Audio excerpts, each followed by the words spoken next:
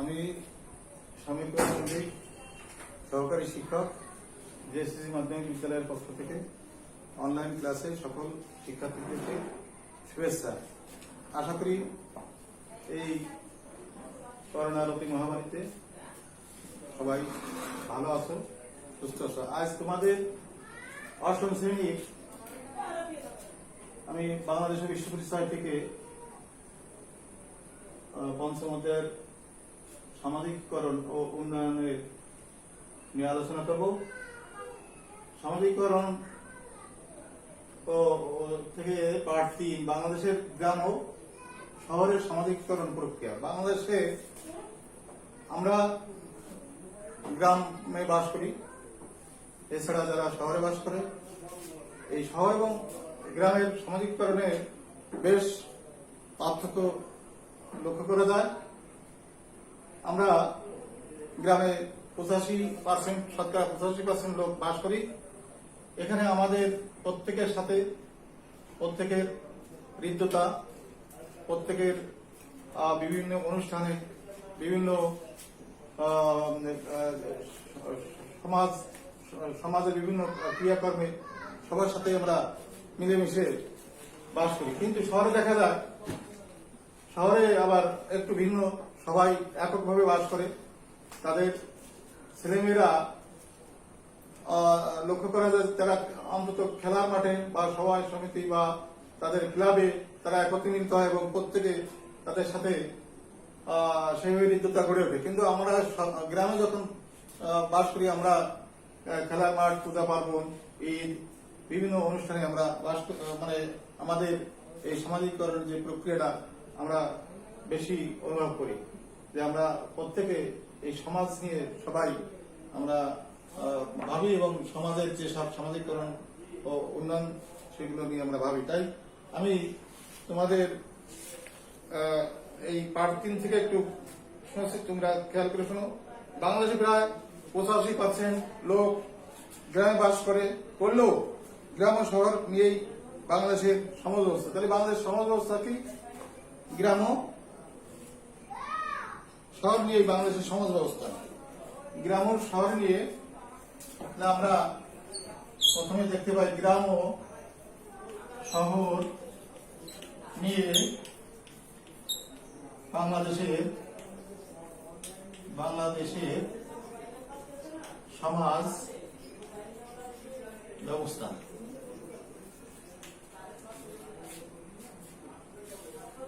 এদেশের অধিকাংশ মানুষের সামাজিককরণ হয় গ্রামীণ পরিবেশে। যেহেতু গ্রামে সবচেয়ে বেশি লোক বাস করে, শতকরা 85% লোক, সেক্ষেত্রে গ্রামীণ পরিবেশেই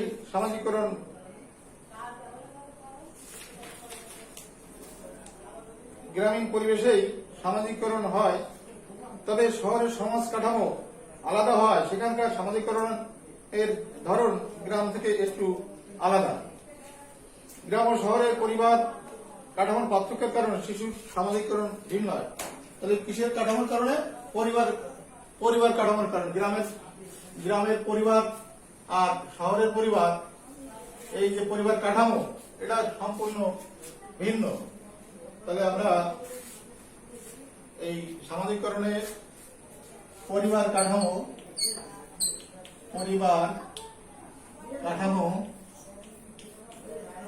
ভিন্ন হওয়ায়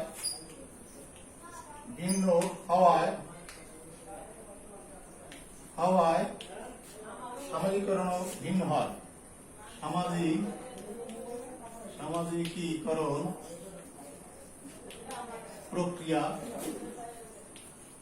প্রক্রিয়া ও ভিন্ন হয়।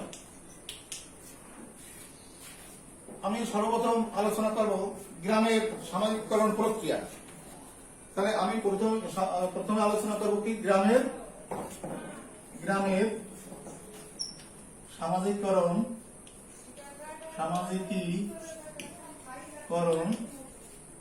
প্রক্রিয়া। তাহলে গ্রামে কিভাবে সামাজিকীকরণ হয়, কি প্রক্রিয়া হয়, এটা নিয়ে আমি আলোচনা করব।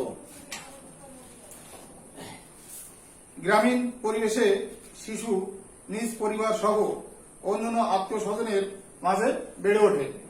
তাহলে কি হয়েছে, শিশু বেড়ে ওঠে নিজ পরিবার এবং আত্মীয় স্বজনের মাধ্যমে। সেই শিশু ছোট থেকে বড় হয়। আমরা গ্রামে বাস করে এটা সবচেয়ে বেশি লক্ষ্য করি। এতে পরিবারের সদস্যদের আচার আচরণের সাথে পরিবারের সদস্যদের যে আচার আচরণ, কারণ যেহেতু সেই শিশুটা গ্রামে বেড়ে উঠছে, তাই পরিবারের সদস্যদের আচার আচরণের সাথে শিশুর আচরণের পারস্পরিক ক্রিয়া প্রতিক্রিয়া ঘটে। এর মাধ্যমে শিশু সহযোগিতা, তাহলে এর মাধ্যমে শিশু কি পায়, সহযোগিতা পায়। এক নম্বরে পায় সহযোগিতা, শিশু সহযোগিতা, সহিষ্ণুতা, সহিষ্ণুতা, সহিষ্ণুতা,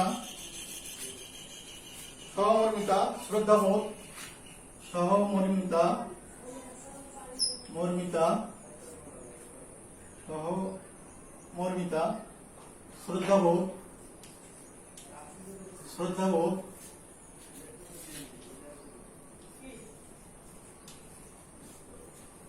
শ্রদ্ধাবোধ প্রগতি গুণাবলী অর্জন করে। তাহলে এই গুণাবলীগুলো প্রথমে পরিবার থেকে সে সহযোগিতা পায়, তার ভিতরে সহিষ্ণুতা মানে যে গুণটা এটা ফুটে ওঠে, সহমর্মিতা, শ্রদ্ধাবোধ, এই গুণাবলী এই শিশুর মাধ্যমে শিশু অর্জন করতে পারে।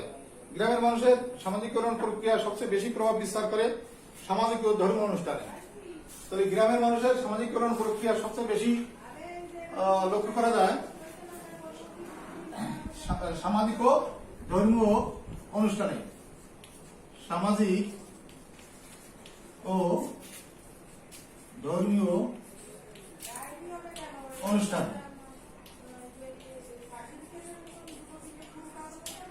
তাহলে এই সামাজিক অনুষ্ঠান বলতে আমরা লক্ষ্য করি বিবাহ অনুষ্ঠান হয়, তারপরে ধর্মীয় অনুষ্ঠান, ঈদ, মিলাদ,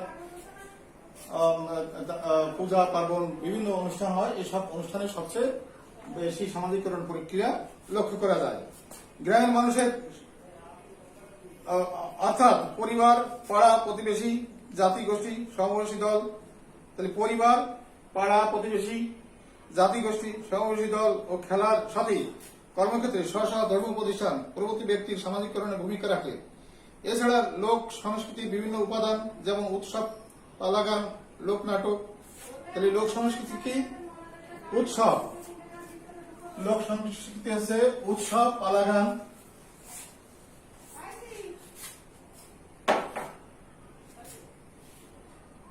লোক সংস্কৃতির বিভিন্ন উপাদান যেমন উৎসব, এক নম্বরে উৎসব,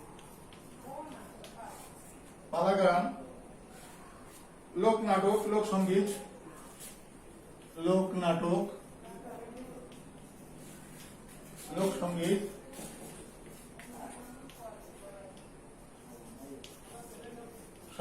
লোকসঙ্গীত, যাত্রা, পুতুল নাচ, যাত্রা, পুতুল নাচ,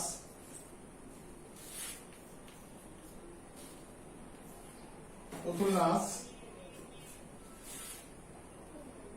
লৌকিক আচার প্রভৃতির মাধ্যমে পুতুল নাচ, লৌকিক আচার, লৌকিক আচার প্রভৃতির মাধ্যমে গ্রামের সামাজিককরণ ঘটে। আর শিক্ষা প্রতিষ্ঠান সামাজিককরণের অন্যতম প্রধান মাধ্যম। শিক্ষা প্রতিষ্ঠান, শিক্ষা প্রতিষ্ঠান হচ্ছে সামাজিককরণের, শিক্ষা প্রতিষ্ঠান সামাজিকীকরণের প্রধান মাধ্যম। সামাজিকীকরণের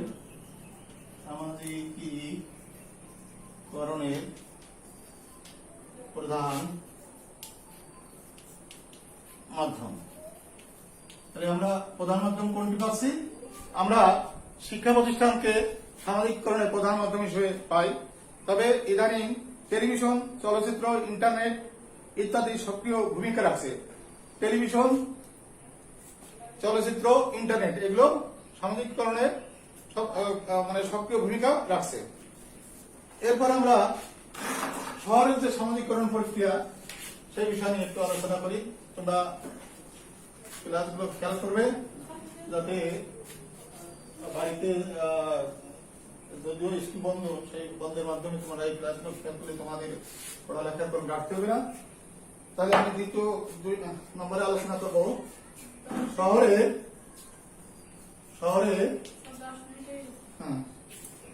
সামাজিকরণ প্রক্রিয়া। সামাজিকীকরণ প্রক্রিয়া।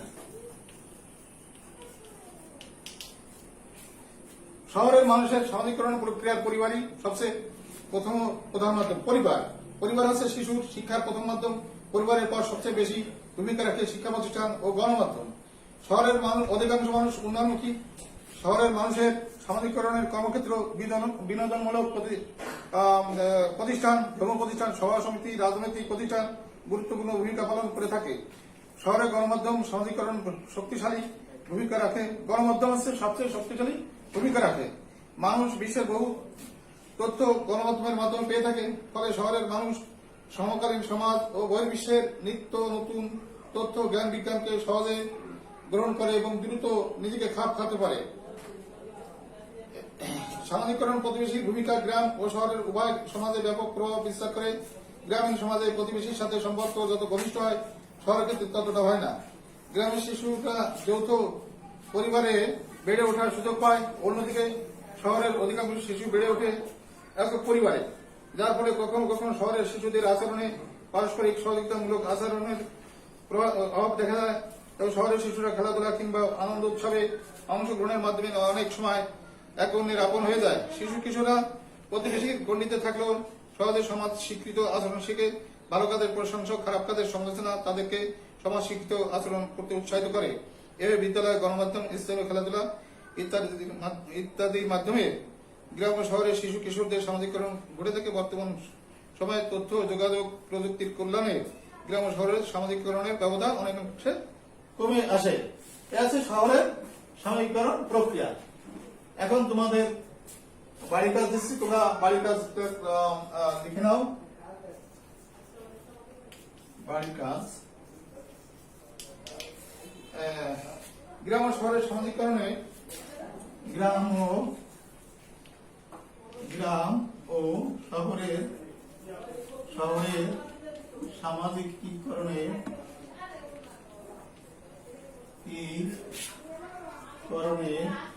পরিবারের ভূমিকা আলোচনা করো। পরিবারের ভূমিকা আলোচনা করো। তাহলে তোমরা বাড়ির কাজ লিখে নাও। সবাই বাড়িতে বসে এই কাজগুলো করবে।